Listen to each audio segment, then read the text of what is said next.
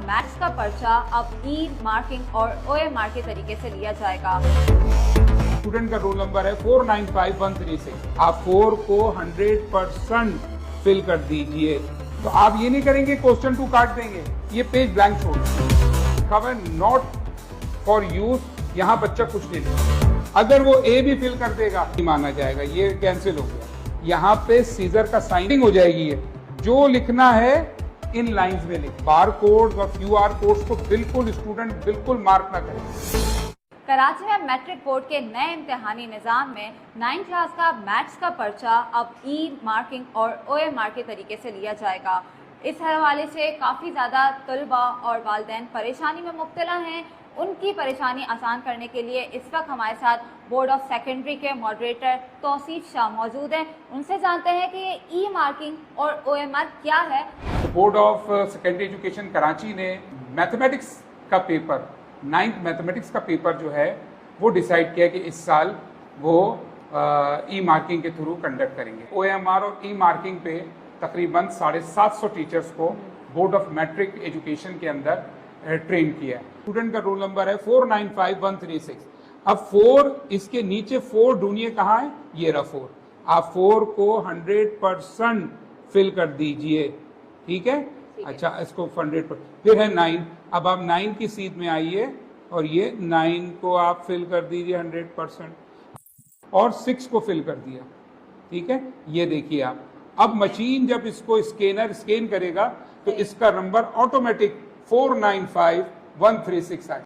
का 1 का जवाब सी है, वो 1 की सी में गया और सी को फिल कर दिया उसने। यहाँ पे क्या करेगा, उसको बाद में एहसास होगा नहीं मैं तो सी गलत भर दिया, इसका जवाब तो ए था। अगर वो ए भी फिल कर देगा तो ये कैंसिल हो गया, नहीं माना जाएगा, ये कैंसिल हो गया ये मार्क्स। अब मिसाल के तौर पर कोई बच्चा को लगे कि बी जवाब सही, उसने बस यूं टिक कर दिया, ये गलत है, ये गलत तरीका है, ठीक है। अब सही वाला करके दिखा। सही वाला जैसे 3 का जवाब ए है तो बाकायदा उसको पूरा ए फिल करना होगा। 3rd नंबर करेक्ट है, ये बिल्कुल बिल्कुल सही है 3rd, ठीक है बिल्कुल।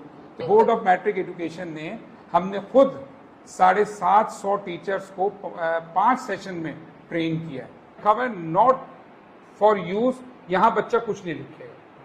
क्वेश्चन 1 तो हो गया एमसीक्यूज का, अब ये है क्वेश्चन 2। अच्छा, फर्ज करें मैं क्वेश्चन 2 अटेम्प्ट नहीं करना चाहता, तो आप ये नहीं करेंगे क्वेश्चन 2 काट देंगे, ये पेज ब्लैंक छोड़ देंगे। यहाँ पे सीजर का साइन दिया हुआ है। इस सीजर के साइन से मकसद है कि ये कटिंग हो जाएगी, ये कॉपी स्कैन होने से पहले कटिंग हो जाएगी, तो कोई स्टूडेंट भी इस लाइन से बाहर ना जाए लिखते हुए। जो लिखना है इन लाइंस में लिखना है, इन लाइन से बाहर किसी भी स्टूडेंट को नहीं जाना है।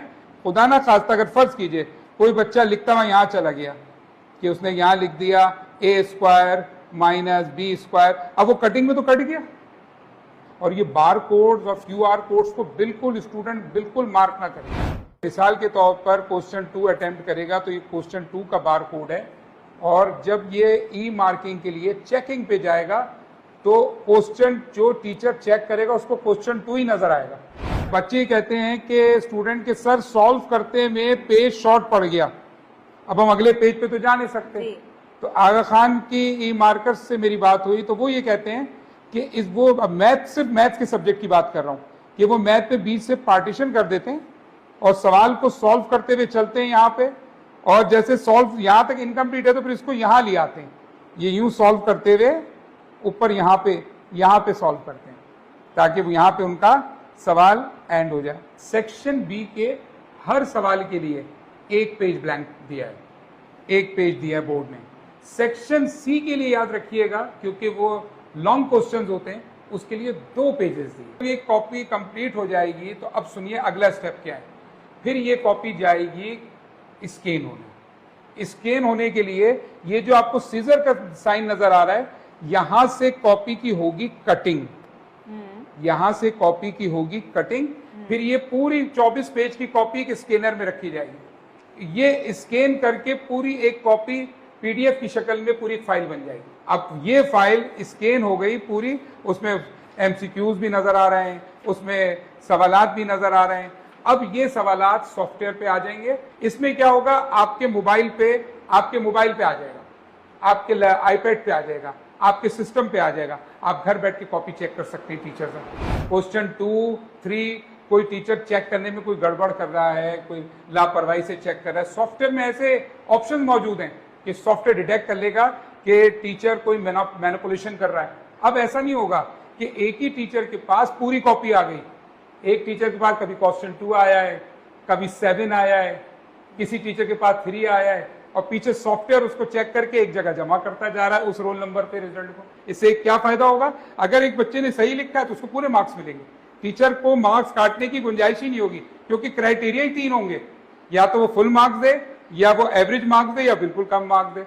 वो जो मैनिपुलेशन करते थे वो खत्म हो जाएगा। अगर कोई स्टूडेंट सवाल नंबर 3 उसको अटेम्प्ट करना हो और वो 2 कर लेता है और 2 के नीचे जो है वो सवाल नंबर 3 कर लेता है, इससे क्या होगा? गड़बड़ हो जाएगी।